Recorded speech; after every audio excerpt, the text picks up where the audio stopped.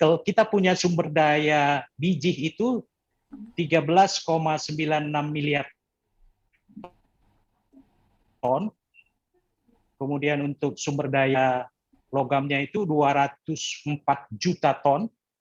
Sementara cadangan untuk bijinya itu ada sebesar 4,38 miliar dan logamnya itu 69,39 juta ton.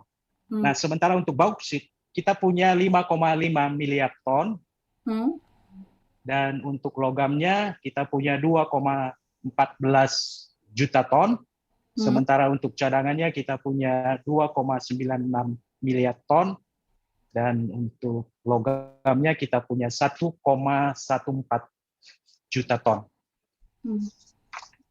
Itu wilayah mana aja Pak yang memberi kontribusi pada sumber daya cadangan nasional di kedua mineral tersebut? Jadi kalau untuk nikel Mbak Vira, itu ada di bagian tenggara Kalimantan, Pulau Sulawesi, kemudian Halmahera dan sekitarnya, dan Wageo Papua, Kepulauan Maluku.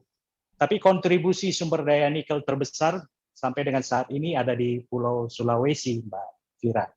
Sementara untuk bauksit itu ada di Kepulauan Riau, Bangka Belitung, dan Kalimantan bagian barat.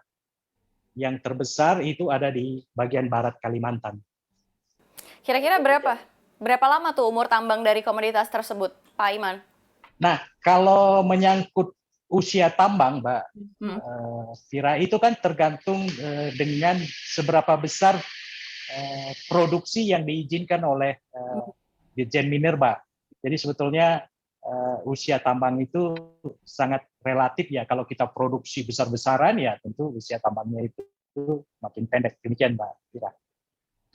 Baik, ini terkait tata kelola beragam mineral, apa yang perlu diperbaiki ke depan agar bisa memberikan nilai tambang bagi Indonesia?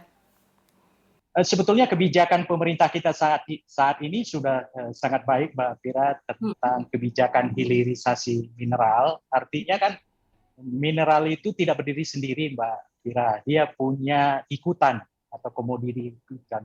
Seperti contoh misalnya, ketika seseorang menambang pasir besi, di samping besi dia mempunyai komoditi titanium dan vanadium, di mana vanadium ini itu sangat diperlukan oleh industri pertahanan kita. PT Pindad itu di dalam memproduksi laras senapangnya itu menambah unsur vanadium ini untuk membuat larasnya itu tidak cepat panas, Mbak Vira. Seperti misalnya juga nikel laterit.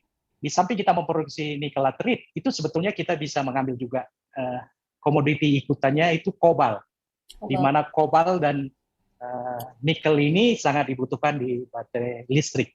Jadi kalau seperti kata pepatah kita kan, sekali merangkuh dayung 2-3 pulau terlampaui.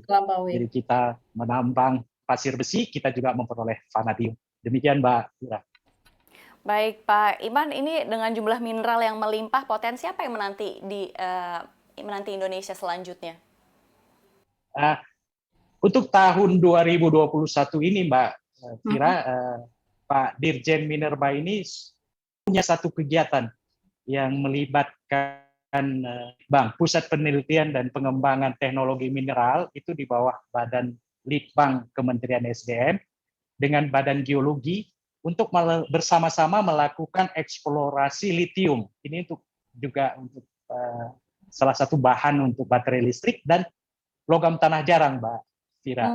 Jadi logam tanah jarang itu kita mengetahui bahwa produk-produk teknologi tinggi, mulai dari komputer, chip, kemudian smartphone, baterai hibrida, LCD, superkonduktor, dan reaktor nuklir, sampai industri pertahanan, semua memanfaatkan LTG. Dan harapan kita sih tahun ini kita sudah mengetahui potensi itu, Mbak Vira.